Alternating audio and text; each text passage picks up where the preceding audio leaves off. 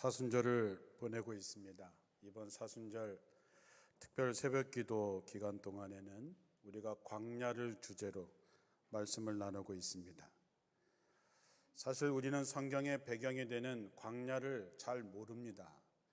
우리나라에 그런 곳이 없을 뿐만 아니라 우리는 그런 경험을 해본 적이 없기 때문입니다. 그런데 성경을 가만히 보면 광야를 알아야 성경이 보입니다. 광야를 지났던 사람들을 알아야 우리의 인생이 보이고, 광야를 알아야 하나님의 사랑과 그분의 품이 어떠한지 알 수 있습니다. 사랑하는 성도 여러분, 모르면 얻을 수 없습니다. 보이지 않으면 갈 수 없습니다. 2년 만에 시작되는 말씀나무 아카데미도 마찬가지입니다.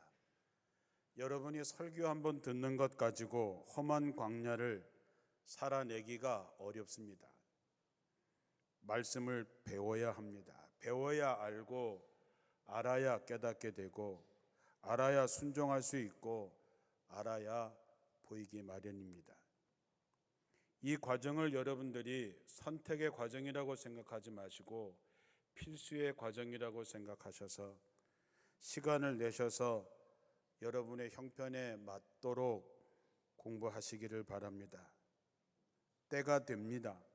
그 때가 되었을 때 배웠던 그 말씀이 여러분을 살릴 것이고 여러분을 인도하실 것이기 때문입니다.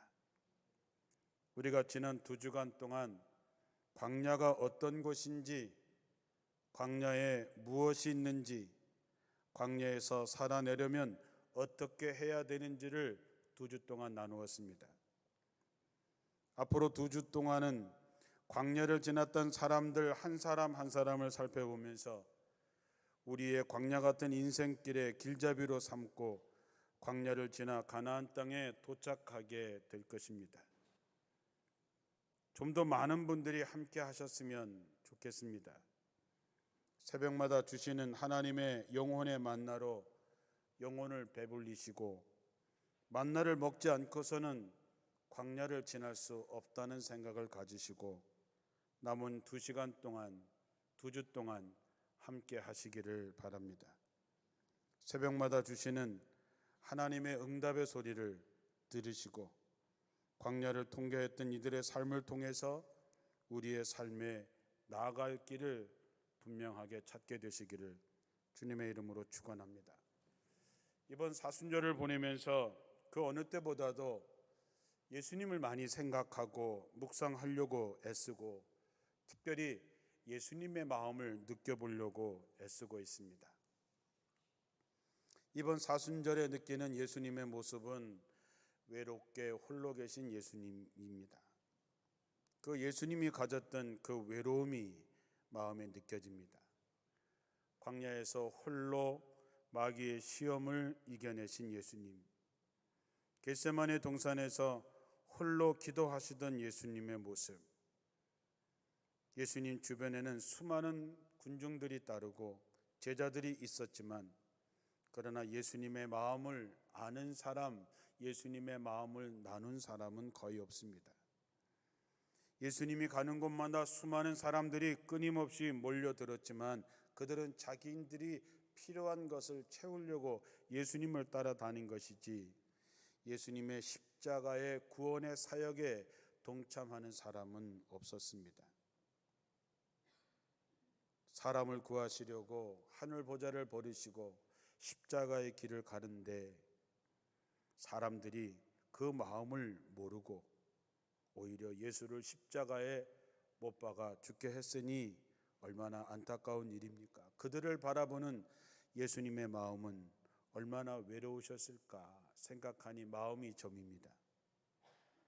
제자들이나 군중들이나 이제 어느 누구도 이제 며칠 후에 벌어질 십자가의 죽음의 일을 알아차리지 못하고 있습니다. 오직 예수님만이 닥쳐올 현실을 직시하고 계셨으니 예수님은 여전히 외로움 속에 계셨을 것입니다. 마가복음 11장 이후에 예수님께서 예루살렘에 입성하고 나신 후에 팽팽한 긴장감이 연속되고 있는 것을 보게 됩니다. 그동안 우리가 봐왔던 예수님의 부드럽고 자비로운 모습은 사라져버리고 예수님이 굉장히 과격해지고 파격적으로 변하십니다. 예수님의 쏟아내시는 말씀도 아주 마음에 작정을 하신 듯이 강한 어조로 단호하게 말씀하고 있습니다. 지금까지 거의 그러신 적이 없었는데 뜻밖입니다. 베다니에서 예루살렘으로 가는 도중에 예수님께서 배가 고프셔서 거기 있는 무화과 나무에서 열매를 구했지만 그 무화과 나무에는 열매가 없었습니다. 예수님께서 이제부터 영원히 내게서 열매를 따먹을 사람이 없을 것이다 라고 선언하십니다. 그 무화과 나무는 그 다음날 보니까 뿌리채 말라 죽었다 그랬습니다. 참 섬뜩한 얘기지요. 우리가 누가복음 13장에 보면 포도원에 심은 무화과 나무가 3년 동안이나 열매를 얻지 못하자 그 포도원 주인이 그것을 잘라서 버려라 라고 했지만 그 일하는 포도원 지기가 금년 한 해만 좀 참아주십시오. 내가 거름도 주고 잘 돌볼 테니까 내년에도 열매를 맺지 못하면 그때 찍어버리겠습니다 라고 얘기하고 기회를 얻게 되지요. 그런데 앞에 예수님께서 하신 말씀, 이제부터 영원히 내게서 열매를 따먹지 못하리라 한 그 말씀은 과격한 말씀이기도 하지요. 예루살렘 성전에 들어가셔서 안에서 팔고 사는 사람들을 다 내쫓고 돈을 받고 주는 사람들의 상과 비둘기 파는 사람들의 의자를 뒤엎어 놓으신 후에 내 집은 만민이 기도하는 집이라 불릴 것이다 라고 소리치십니다. 성전을 통해서 기득권을 누리고 있는 종교 지도자들을 빗댄 이야기, 마가복음 12장 1절에서 9절에 악한 소작인의 비유에 나오는 포도원 주인이 멀리 다른 나라에 가면서 농부들에게 포도원에 세를 주고 갔는데 때가 되어서 소출의 얼마를 받으려고 종을 보냈더니 농부들이 종들을 때리고 종들을 죽이고 심지어 포도원 주인의 아들마저 죽였다라고 하는 얘기를 하신 후에 자신의 운명을 예감하듯이 집을 짓는 사람들의 버린 돌이 모퉁이 돌의 머릿돌이 되었다라고 말씀을 합니다. 성전을 통해서 기득권을 누렸던 종교 지도자들에게는 이제 예수님은 위험한 인물이 되었습니다. 예수님의 하신 말씀을 깨닫고 그들이 정말로 아픔을 느끼고 돌아서서 변했다면 좋았을 테지만 그렇게 되지 않았습니다. 그 대신 그들은 예수님을 죽이기 위해서 음모를 꾸미기 시작합니다. 로마의 정치 권력에 기대거나 백성들의 분노를 이용해서 예수님을 제거하기 위해서 그들은 황제에게 세금을 바치는 것이 옳습니까? 그런 것입니까? 라고 묻습니다. 어떤 대답을 하더라도 올무에 걸리는 질문이지만 예수님의 대답은 단호하십니다. 황제의 것은 황제에게, 하나님의 것은 하나님께 돌려라. 하나님과 권력의 세속 사이에서 줄타기 하고 있는 종교 지도자들의 위선을 적나라하게 드러내는 통렬한 말씀이지요. 예수님은 율법학자들의 위선도 책망하셨습니다. 너희들은 예복을 입고 다니는 것, 인사받는 걸 좋아하고 회당에서도 높은 자리에 앉기를 좋아하고 잔치에서도 윗자리에 앉기를 좋아하고 남들에게 보이기 위해서 길고 기도하지만 너희들은 과부 등쳐먹는 놈들이다 라고 얘기를 합니다. 정말 신랄한 말씀이 아닐 수 없지요. 그 외에 통렬한 말씀들이 계속해서 이어져 가고 있습니다. 하지만 칭찬받은 사람도 있습니다. 엽전 2개를 헌금함에 넣은 가난한 과부를 보면서 주님은 그를 칭찬합니다. 하나님을 정말 사랑하는 그 여인의 마음은 하나님을 앞장 세워서 자기 배나 채우려고 하는 지도자들과 너무 대조되기 때문입니다. 주님의 도발은 거기서 그치지 않습니다. 그 당시 아무도 건드릴 수 없는 근기, 예루살렘 성전이 완전히 무너져서 돌 위에 돌 하나 남김없이 무너질 것이라고 선언한 것입니다. 그런 말은 설사 생각은 하더라도 입 밖에 내서는 안 되는 그런 어려운 말이었는데 예수님께서는 서슴없이 그 말씀을 합니다. 사랑하는 성도 여러분, 그렇습니다. 그 성전이 예루살렘 성전이라 하더라도 본질을 잃어버린 성전은 더 이상 성전일 수 없다는 얘기입니다. 이 모든 말씀이 그때 그 시절 그 당시 사람에게만 하는 것이 아니라 오늘 우리가 들어야 되는 주님의 말씀인 것이지요. 지금 우리들의 모습이 그때 그 사람들 모습보다 더하면 더했지 못하지 않은 것 같습니다. 그래서 이 말씀은 우리와 교회가 거듭 새겨 들어야 될 말씀입니다. 예루살렘에서의 주님의 행동은 위태위태했습니다. 긴장감이 팽팽하게 흐르는 시간들이었습니다. 지금도 우리가 마가복음을 읽으면서 그런 팽팽한 긴장감을 느끼는데 그 당시 그 현장에 있던 이들은 어땠겠습니까? 주님이 낙이 타고 예루살렘에 들어가실 때 많은 사람들이 환호성을 지르고 많은 사람들이 주님을 맞이했지만 주님의 마음을 진정으로 알아주는 사람은 없었습니다. 아마도 예수님께서 그 군중 속에서 진짜 외로우셨을 것입니다. 3년 동안 함께 지냈던 제자들은 여전히 철이 없었습니다. 그래서 스승은 괴로운 것이지요. 제자들은 주님의 십자가에 대해서 이해조차 하지 못하고 있었습니다. 제자들의 눈은 하나님의 뜻을 알지 못하고 세상적인 욕심으로 말미암아 이미 어두워져 있었습니다. 보아야 할 것을 보지 못하는 것이지요. 사람들은 예수님께서 자신들의 요구를 들어줄 때 환호했지만 정작 주님의 마음은 몰라주었습니다. 오늘도 밤이면 도시 곳곳에 십자가의 불빛이 붉게 수놓고 있지만 주님은 지금 주님의 마음을 알아차리지 못하는 우리들 때문에 여전히 외로워하고 계십니다. 우리는 주님이 우리를 위해서 피 흘려 돌아가셨다고 고백합니다. 그렇다면 우리는 주님을 위해서 과연 무엇을 하고 있을까? 우리는 주님으로부터 생명을 빚진 자들입니다. 그 사랑으로 구원을 받았으니 우리도 자기 십자가를 지고 주님을 따라야 할 텐데 지금 우리는 어디를 가고 있습니까? 지금 여러분은 어디에 계십니까? 여러분은 사순절을 지나면서 주님의 그 마음, 여러분을 향한 주님의 마음을 알고 계십니까? 외로움은 마음이 통하는 친구가 있을 때 해결됩니다. 아무도 여러분의 마음을 알아주지 않고 여러분을 인정하지 않을 때 느껴지는 그 외로움, 그거는 누군가 알아주는 사람이 있어야만이 그 문제는 해결할 수 있는 것이지요. 마음이 통하는 친구는 생각만 해도 좋습니다. 여러분에게 이런 친구가 있는지 모르겠습니다. 그렇다면 믿음의 사람이라고 하는 게 누구냐? 믿음의 사람은 교회 잘 다니는 사람, 직분 받은 사람이 아니라 하나님과 마음이 통하는 사람이 믿음의 사람입니다.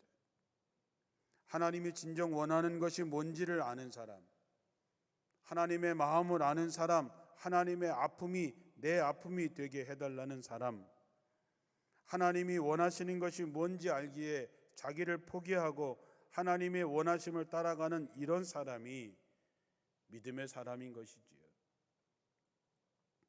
기도 또한 내가 필요한 것을 구하는 것을 넘어서서 하나님의 뜻을 구하는 사람이 되어야 됩니다.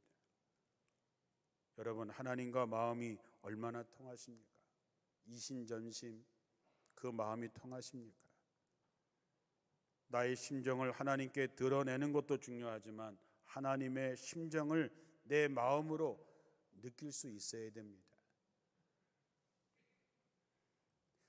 시편 5편 1절에 여호와여 나의 말에 귀를 기울이사 나의 심정을 헤아려 주소서, 이렇게 기도합니다.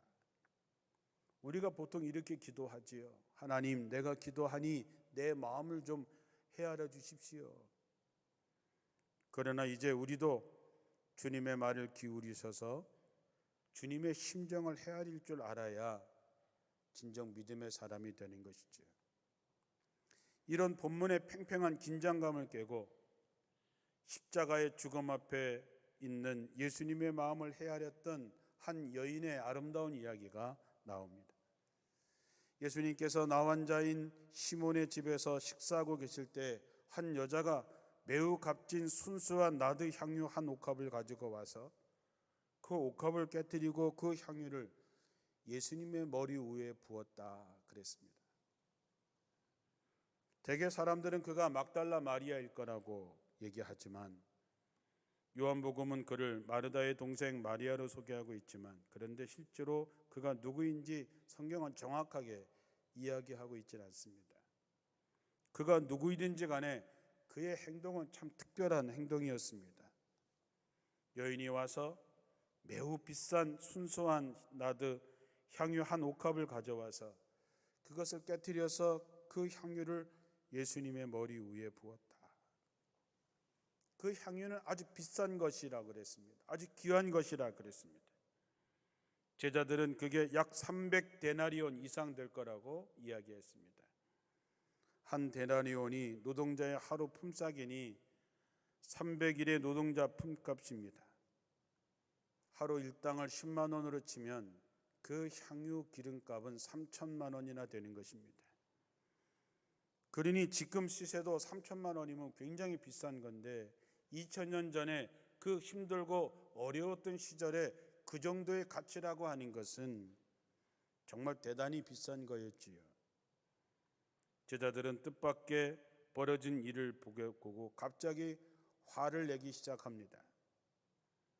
제자들은 일단 화부터 내고 제자들은 가난한 사람들을 들먹이기 시작했습니다. 그 귀한 것을 허비했다고 하는 것이죠. 그 향유를 팔면 3천만 원이나 되는 많은 돈을 받을 수 있고 그 돈을 가난한 사람들을 도울 수 있다면 더 좋았을 텐데, 그들은 자기들이 화를 내는 이유가 옳은 것처럼 말합니다. 여인은 노동자의 1년치 일당에 해당하는 300데나리온어치의 향유를 예수님의 머리에 부었다라고 하는 것이지요. 제자들은 그걸 팔아서 가난한 사람들을 나눠주면 더 좋았을 텐데 허비해 버렸다고 생각합니다. 한 푼도 보탠 적도 없으면서 여인을 책망까지 합니다. 하나님께서 우리를 위해서 독생자 예수 그리스도를 보내서 십자가에 달려 죽게 함으로 우리의 생명을 살렸습니다.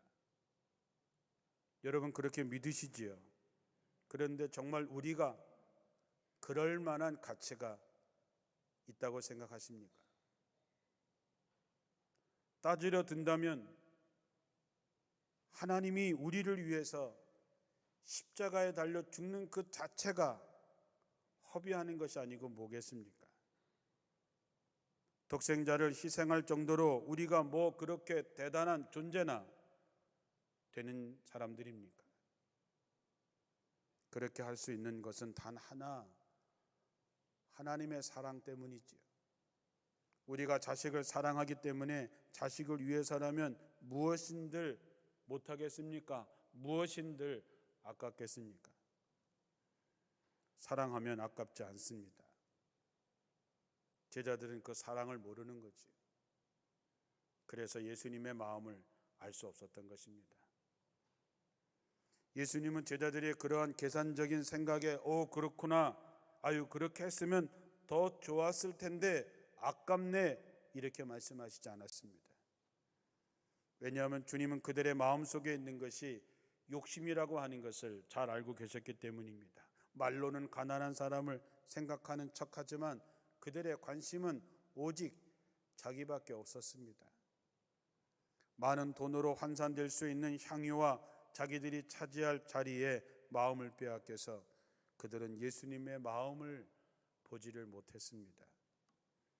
그들은 온통 자기로 가득 차 있어서 예수님의 마음을 헤아리지조차도 못했습니다. 주님이 제자들을 책망하는 것은 바로 그 때문입니다. 그러면서 그 여인의 행동은 자신의 죽음을 준비하기 위한 것이라고 말씀합니다. 이 향유, 이 옥합에 있는 이 향유는 아마 이 여인의 전 재산이었을 것입니다. 평생 모아서 준비한 것일 것입니다. 그런데 그 여인은 주님을 위해서 그것을 아낌없이 부어서 바쳤습니다. 어떻게 그렇게 할 수 있었을까요?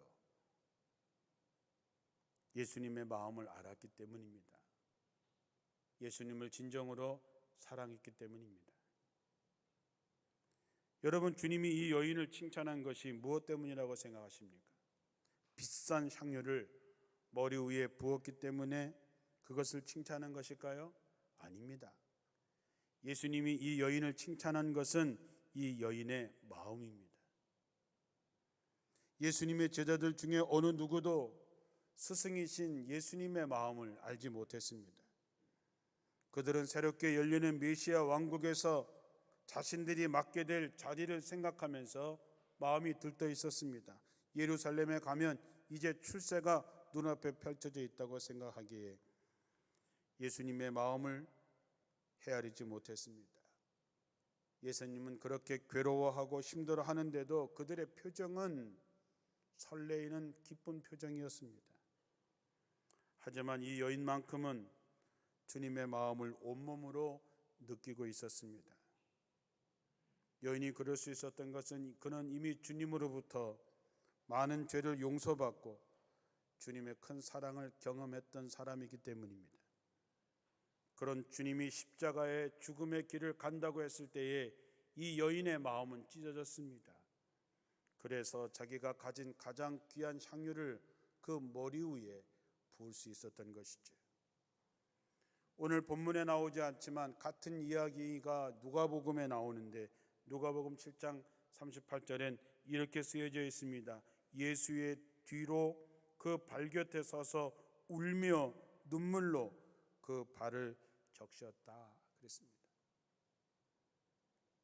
이 여인은 주님이 가시는 길을 알기에 그는 눈물로 발등을 적셨다 그랬습니다.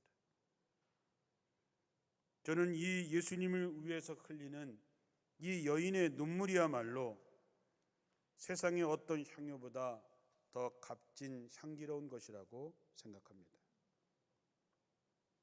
지금 여러분은 주님의 마음을 아십니까? 사순절을 지나면서 주님의 마음이 느껴지십니까? 여러분은 주님을 위해서 어떤 것을 드리고 있습니까?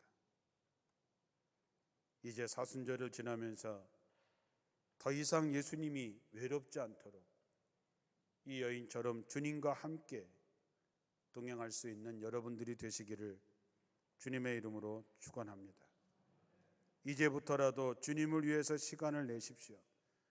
주님의 발길이 머무는 그곳에 우리도 있어야 하고 주님이 마음 아파하며 돕고 싶어하는 이들을 우리가 도울 수 있어야 됩니다. 이웃을 위해서 눈물을 흘릴 때 우리 영혼의 눈이 밝아지고 그 눈물이 땅에 떨어질 때에 거기에는 평화의 열매가 맺게 될 것입니다. 자기 자신만을 향해서 있었던 눈을 이웃에게 돌려서 인색함의 틀에서 벗어나 은총과 기쁨이 샘솟듯 일어나게 되기를 축원합니다. 참 어려운 시기죠. 이런 어려운 시절이야말로 사람들이 예수님을 만나야 됩니다. 기쁨과 웃음을 잃어버린 세상에 구세주로 오신 예수님을 만나게 해야 되는데 우리가 주님을 대신해서 주님을 만날 수 있도록 연결시켜 줄 수 있어야 됩니다. 무거운 짐을 나홀로 지고 견디다 못해 쓰러지는 사람들에게 주님의 손길을 느낄 수 있도록 도와줘야 됩니다.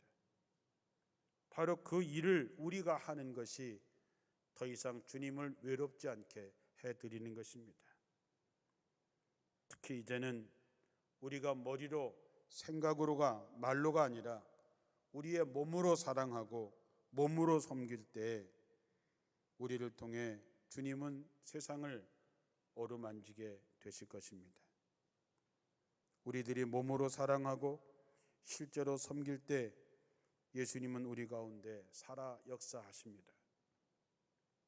사랑하는 성도 여러분, 사순절을 지나면서 이제는 예수님의 마음을 아시고 옥합을 깨뜨리고 향유를 부었던 여인의 믿음이 여러분의 믿음이 되시기를 축원합니다. 사순절 고난의 여정 가운데 계신 주님은 2000년이 지난 지금도 자신과 함께할 사람들을 찾고 계신데 이런 거룩한 부름에 응답하는 저와 여러분이 되시기를 주님의 이름으로 축원합니다. 기도하겠습니다.